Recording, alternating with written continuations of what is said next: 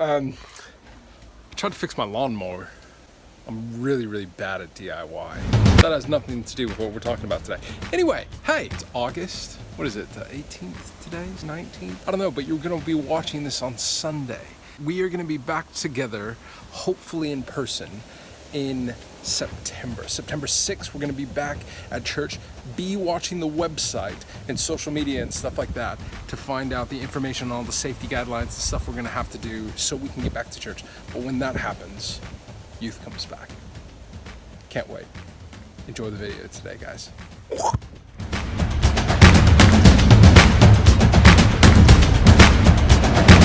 So in times like these, it's sometimes really hard to find joy in the midst of isolation and uncertainty and the craziness going on in the world.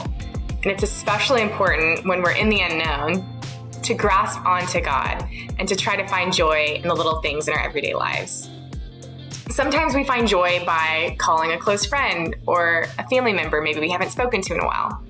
For others, it might be creating or making something with our hands, like baking or cooking or drawing or even playing video games. Some people really enjoy doing things that are physical, like running or playing sports or dancing. And for others who might not like the physical aspect, they just enjoy being quiet and reading and listening to music.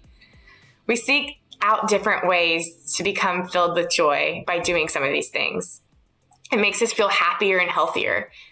But one way we can experience even more joy is when we do these things by praising and worshiping God. Margaret Minix wrote, "True worship exists only when God is at the center of it."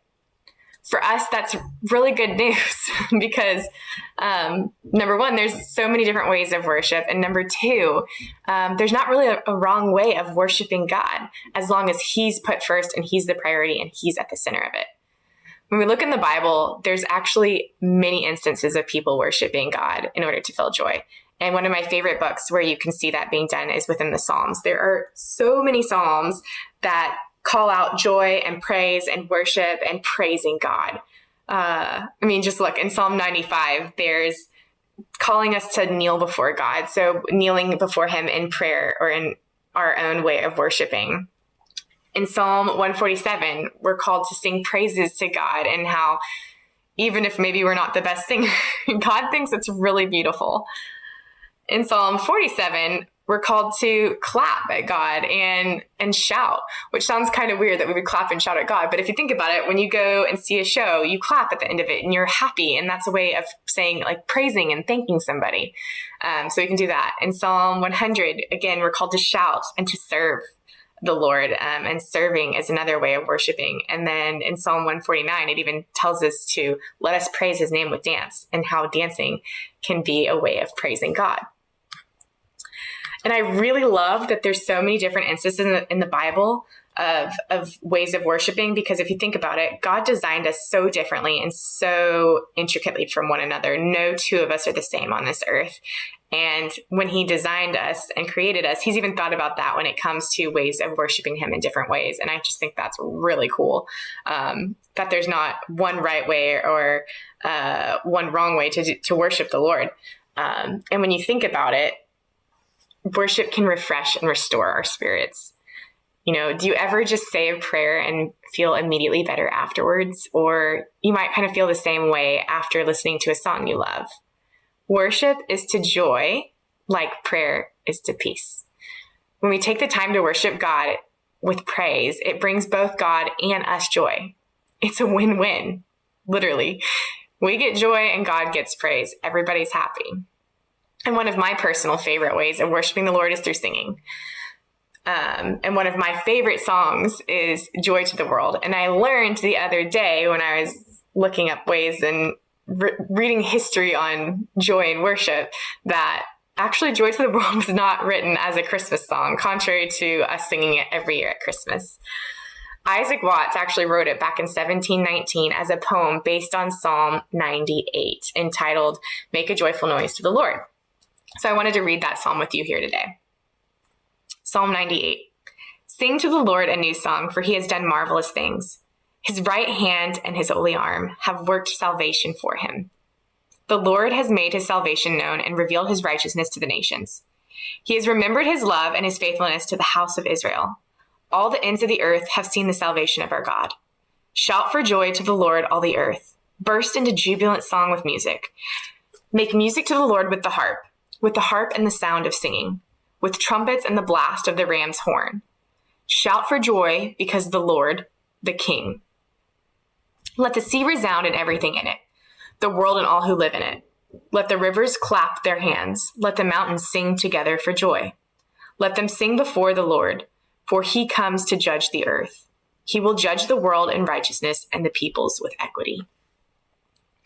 And so that was the verse, or the verse passage that was the song Joy to the World was based on. And what I love about the lyrics for Joy to the World is that they're really simple and relatable. And if you think about the first one, is probably the most iconic. Joy to the world, the Lord is come. Let earth receive her King. And I think when I hear that verse, you might be asking yourself, how do we receive her King? Or how do we receive joy in this instance, or increase our joy? And we can do this with 3 simple words, and they actually end up spelling joy. So just open yourself.